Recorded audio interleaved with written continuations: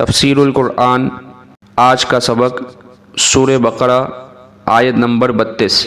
اعوذ باللہ من الشیطان الرجیم، بسم اللہ الرحمن الرحیم۔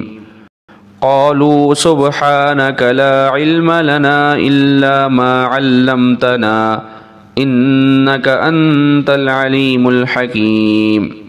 ترجمہ، وہ بول اٹھے، آپ ہی کی ذات پاک ہے، جو کچھ علم آپ نے ہمیں دیا ہے اس کے سوا ہم کچھ نہیں جانتے۔ حقیقت میں علم و حکمت کے مالک تو صرف آپ ہیں۔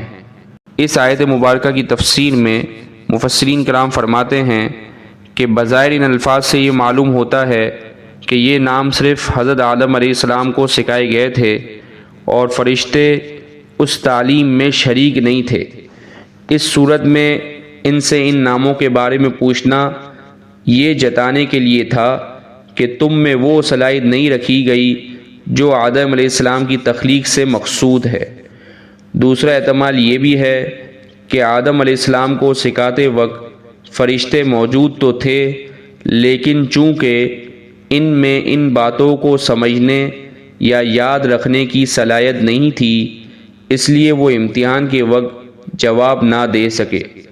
اس صورت میں ان کے جواب کا حاصل یہ ہوگا کہ ہمیں وہی علم حاصل ہو سکتا ہے جو آپ ہمیں دینا چاہیں اور اس کی صلاحیت ہمارے اندر پیدا کر دیں۔